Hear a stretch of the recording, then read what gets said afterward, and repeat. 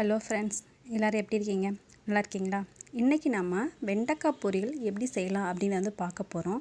இந்த மாதிரி வெண்டைக்காய் வந்து நம்ம தயிர் சாதம், சாம்பார் சாதம் எல்லாத்தையுமே தொட்டு சாப்பிட்லாம். ரொம்ப நல்லாயிருக்கும். அது மட்டும் இல்லாமல் சாப்பாட்டோடு நம்ம போட்டு பிணைஞ்சு சாப்பிட்டாலும் ரொம்ப நல்லாயிருக்கும். ஸ்கூலுக்கு போகிற குழந்தைங்கள்லாம் பார்த்திங்கன்னா இதில் நம்ம சாப்பாடை போட்டு கிளறி கொடுத்தோம்னா பசங்க வந்து எல்லாமே நல்லா சாப்பிட்டு வந்துடுவாங்க. சாப்பாடும் சாப்பிட்ருவாங்க, அந்த வெண்டைக்காயும் சாப்பிட்ருவாங்க.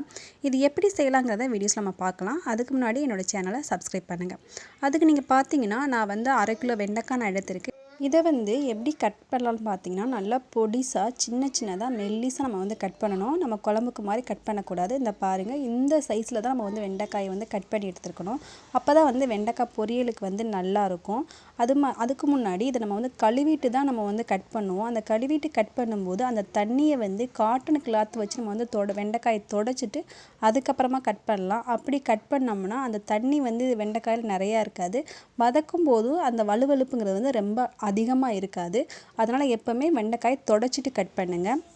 அடுத்து வந்து பார்த்திங்கன்னா இதை சமைக்கலாம். சமைக்கிறதுக்கு வந்து பார்த்திங்கன்னா நான் ஒரு கடாய் வச்சுட்டேன். கடாயில் வந்து 2 டேபிள் ஸ்பூன் அளவுக்கு நம்ம வந்து எண்ணெய் சேர்த்துக்கலாம். எண்ணெய் சேர்த்துட்டு நம்ம வந்து வெண்டைக்காயை வந்து நல்லா வதக்கி எடுத்துடலாம். இதுவே வந்து நீங்கள் கம்மியாக வெண்டைக்காய் இருந்துச்சுன்னா நம்ம வந்து எண்ணெயில் வந்து போட்டு பொரிச்சு எடுத்த மாதிரி எடுத்துக்கலாம். அப்போனா அந்த வலுவலுப்புங்கிறது கண்டிப்பாக இருக்கவே இருக்காது. நம்ம வந்து நிறையா வெண்டைக்காய் நம்ம செய்யும்போது நம்மளால் அந்தளவுக்கு எண்ணெய் சேர்க்க முடியாது. அந்த டைமில் நம்ம வந்து 2 டேபிள் ஸ்பூன் அளவுக்கு எண்ணெய் சேர்த்துட்டு வெண்டைக்காயை வந்து நல்லா வதக்கி எடுத்துருங்க. அதோட கலர் எல்லாமே நல்லா மாறணும். அது மட்டும் இல்லாமல் அதோட பிசுப்பு வந்து கண்டிப்பாக இருக்கவே கூடாது. அந்தளவுக்கு எடுத்துக்கலாம். இப்போ நீங்கள் பார்த்தீங்கன்னா அதோட கலர் எல்லாமே ஓரளவுக்கு மாறிடுச்சு. நம்ம அள்ளும் போதும் அந்த வந்து பிசுங்கிறது வந்து ரொம்ப இல்லை. இந்த மாதிரி எடுத்துக்கலாம். இதை வந்து நம்ம வந்து ஒரு பிளேட்டில் வந்து மாற்றி வச்சுட்டு அதே கடாயில் வந்து அடுத்து நம்ம வந்து செஞ்சுக்கலாம். இந்த மாதிரி நம்ம வந்து எல்லாத்தையும் எடுத்து மாற்றி வச்சாச்சு. இப்போ பாருங்கள், கலர் எல்லாமே நல்லா மாறி இருக்குது, நல்லா வதங்கி வந்திருக்கு. இப்போ நம்ம வந்து அதே கடாயில் மறுபடிக்கு 2 டேபிள் ஸ்பூன் அளவுக்கு நம்ம வந்து எண்ணெய் சேர்த்துக்கலாம். எண்ணெய் சேர்த்துட்டு எண்ணெய் வந்து நல்லா காஞ்சதுக்கப்புறமா 1 ஸ்பூன் அளவுக்கு கடுகு, 1 ஸ்பூன் அளவுக்கு உளுந்தம்பருப்பு, அடுத்து ஒரு கைப்பிடி கருவேப்பிலை, இது எல்லாமே போட்டு நல்லா பொரிஞ்சு வந்ததுக்கப்புறமா நம்ம வந்து வெங்காயம் வந்து பார்த்திங்கன்னா ஒரு 4 வெங்காயம் எடுத்திருக்கேன். 4 வெங்காயத்தை 4 பாதியாக கட் பண்ணிவிட்டு அதுக்கப்புறம் சின்னதாக நம்ம வந்து கட் பண்ணி எடுத்துக்கலாம். அதை நம்ம வந்து அது கூடவே சேர்த்து நல்லா வதக்கி எடுத்துடலாம். வெங்காயம் வந்து பார்த்திங்கன்னா ரொம்ப கருக வதங்க விடாமல் ஓரளவுக்கு வதங்கினா போதுமானது. இந்த அளவுக்கு வதங்கியிருக்கணும். அப்போ தான் நல்லாயிருக்கும். ரொம்ப கருக விட்டுறாதீங்க, வதங்காமையும் போட்டுறாதீங்க.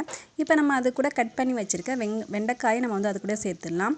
வெண்டைக்காயும் சரி வெங்காயம் சரி நல்லா வதங்கி வர மாதிரி நல்லா பிரட்டி விடுங்க. பிரட்டி விட்டுட்டு வெங்காயத்தை நீங்கள் பார்த்தீங்கன்னா அந்த வெண்டைக்காய் எவ்வளோ இருக்கோ அந்தளவுக்கு ஈக்குவலாக வெங்காயமும் நமக்கு வந்து இருக்கணும். அப்போ தான் அது வந்து ரொம்ப டேஸ்ட்டாகவே இருக்கும். இப்போ நீங்கள் பார்த்தாவே தெரியும், அந்த வெண்டைக்காய் நம்ம அள்ளும்போது அதில் வெங்காயம் எவ்வளோ இருக்குது அப்படிங்கிறது உங்களுக்கு பார்க்கும்போது தெரியும். நம்ம வெண்டைக்காய்க்கு வந்து நிறைய வெங்காயம் சேர்த்தோம்னா டேஸ்ட்டும் வந்து ரொம்ப நல்லா இருக்கும். அதனால் நீங்கள் வெங்காயம் கொஞ்சம் அதிகமாகவே சேர்த்துக்கிறங்க. இப்போ நம்ம அது கூட உப்பும் சேர்த்துடலாம். உப்பு சேர்த்துட்டு நல்லா மிக்ஸ் பண்ணி விட்டுருங்க. எல்லாமே மிக்ஸ் பண்ணி விட்டுட்டு இதை வந்து லைட்டாக நம்ம வந்து மூடி வச்சுருங்க. நம்ம வந்து மசாலா பொருள் எல்லாமே சேர்க்குறதுக்கு முன்னாடி லைட்டாக நம்ம மூடி வச்சுருங்க. அது மட்டும் இல்லாமல் எப்போவுமே அடுப்பை ஸ்லோலி வச்சு பார்த்துக்குறங்க. மூடி போட்டுட்டு அப்பப்போ நம்ம வந்து அதை திறந்து பார்த்து நம்ம கிளறி விட்டுட்டே இருக்கணும். ஏன்னா நமக்கு வந்து அடி பிடிக்கக்கூடாது. அதனால் இப்போ வந்து மசாலா பொருள் பார்த்திங்கன்னா 1 ஸ்பூன் அளவுக்கு மிளகாத்தூள் சேர்த்துருக்கேன். அதே மாதிரி 3/4 ஸ்பூன் அளவுக்கு மல்லித்தூள் சேர்த்துக்குங்க. மஞ்சத்தூள் வந்து கொஞ்சம் கம்மியாக 2 சிட்டி அளவுக்கு நம்ம வந்து சேர்த்துக்கலாம். இது எல்லாத்தையுமே நம்ம வந்து நல்லா பிரட்டி விட்டுக்கலாம்.